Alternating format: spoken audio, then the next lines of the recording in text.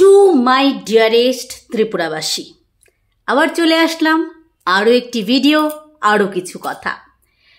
আজকে ত্রিপুরায় একজন অবতরণ করেছেন। অবতরণ করার পর বিমানবন্দরে সাংবাদিকদের সামনে কিছু বলেছেন। প্রথমত তার একটা কথা, তিনি বলেছেন যে কোনো রাজনৈতিক দল মানুষের ঊর্ধ্বে নয়, জাতির ঊর্ধ্বে নয়। মানলাম, কোনো রাজনৈতিক দল মানুষের থেকে বেশি বড় হতে পারে না। একই মুখে কয়েক সেকেন্ডের ব্যবধানে তিনিই আবার বলছেন আমার জন্য তিপ্রাসার আগে কোনো রাজনৈতিক দল নয়, তিপ্রাসার স্বার্থের আগে আমার জন্য কিছু নেই, না বিজেপি, না কংগ্রেস, না তিপ্রামথা, না CPM.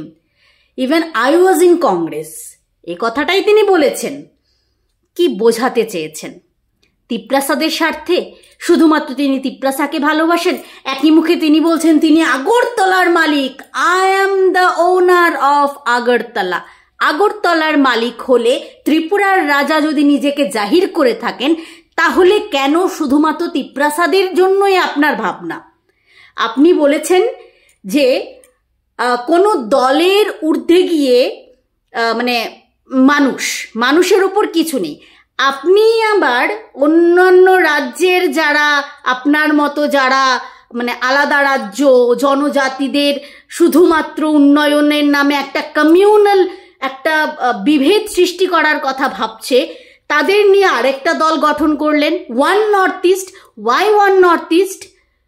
North east in India, one north east. North east তো একটাই, এটাকেও আপনারা ভাগ করার চেষ্টা করছেন ভারত থেকে। কি চাইছেন? চাইছেনটা কি? আপনি নিজে বিজেপির পদলেহন করছেন, আপনি নিজে তিপ্রাসাদের বলছেন আমি তোমাদের সাথে আছি, আর আপনি পর মুহূর্তে গিয়ে বিজেপির সাথে জোট করেছেন। আবার আপনি আদালতে গিয়ে সুপ্রিম কোর্টের দ্বারস্থ হচ্ছেন বিজেপির এগেনস্টে, সেখান থেকে আবার বিজেপির মন্ত্রীদের সাথে দেখা করছেন, আবার বলছেন রাজ্যের কে আমাকে ভালোবাসলো কে ভালোবাসলো না তাতে আমার কিছু আসে যায় না, আমার শুধু দিল্লির সাথে যোগাযোগ। কিন্তু রাজ্যে ফিরে যেতে হচ্ছে মুখ্যমন্ত্রীর দরজায়। কি চলছে? পুরো রাজ্যের রাজনীতিটাকে, ত্রিপুরাকে একটা সময় জানা হতো, ইভেন 2018 পরেও ত্রিপুরাকে জানা হতো একটা একটা সম্ভাবনাময় রাজনৈতিক রাজ্য। বলা হতো যে ত্রিপুরার প্রত্যেকটি মানুষ কোনো কিছু না হোক, শিক্ষার, রাজনীতির ক্ষেত্রে তাদের বিচক্ষণতা রয়েছে অন্যান্য স্টেটের তুলনায়।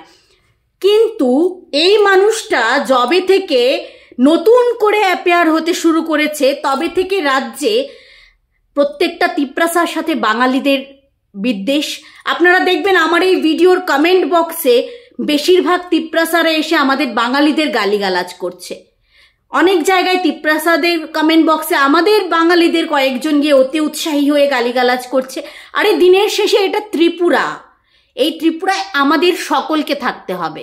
এই ত্রিপুরাটা, এই যে যিনি বলছেন তার বাপদাদা যারা রয়েছেন, তারাও তো কখনো ত্রিপুরাকে আলাদা করে দেখেননি। তারাও তো কখনো বলেননি যে আপনারা আলাদা, আমরা আলাদা, বাঙালিদের আলাদা করে রাখলাম, এরকম তো বলেননি। তার রাজসভায়ও বাঙালিরা ছিলেন সভাসদদের মধ্যে কেউ।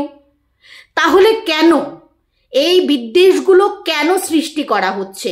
এই বিদ্বেষগুলির মূলে আজকে আমাদের ত্রিপুরার শান্তি বিনষ্ট হচ্ছে। এবং এক্ষেত্রে আমি বলবো যে পলিটিক্যাল দিক দিয়ে বলতে গেলে যেমন রাজ্যের শাসক দল দায়ী, ঠিক তেমনি বিরোধী দলরাও দায়ী। প্রথম দিকে রাজ্যের বিরোধী দলরাও তাকে খুবভাবে গ্যাস দিয়েছে, পাওয়ার দিয়েছে, ওপরে ওঠো ওঠো ওঠো। তারপর ওঠার পর সে যখন উঠে বিজেপির বাস্কেটে গিয়ে পড়ে গেছে, তখন তারাই তার এগেনস্টে বলছে। ইয়ার রাজ্যটাকে রাজনীতির বাইরে গিয়ে ভাবতে শিখুন। এই রাজ্যের মধ্যে যে শান্তির পরিবেশ, সেটাকে নষ্ট হতে দেবেন না। প্রত্যেক দিন কোনো না কোনোভাবে, কোনো না কোনো জায়গায়, কোনো না কোনো সোশ্যাল প্ল্যাটফর্মে কিংবা সোশ্যাল মিডিয়ায় এসে হেড স্পিচ দিচ্ছেন। একটা আলাদা করে তিপ্রাসাদের একটা আলাদা করে দেখানোর তিনি চেষ্টা করছেন। কেন? এতে করে আপনি শুধুমাত্র একটা হিংস্র জাতি তৈরি করতে চাইছেন, এর বাইরে কিছু না। দয়া করে এগুলো করবেন না, দয়া করে এগুলো করবেন না। আপনার কাছে অনুরোধ, এগুলো করবেন না। এতে না আপনার বাবা ঠাকুরদার আত্মাও শান্তি পাবে না। তারাও ভাববে যে আমরা তো এরকম রাজ্য রেখে আসিনি, আমাদের উত্তরসূরিরা যারা, তারা কেন আমাদের এই যে রাজ্যটা আমরা বানিয়ে এসেছিলাম, যেখানে আমরা গণতন্ত্র স্থাপন করেছিলাম, সেই রাজ্যটাকে কেন এভাবে ভাগ করছে? আমরা তো এগুলো করিনি। সুতরাং এগুলো করবেন না, প্লিজ, রিকোয়েস্ট। নমস্কার।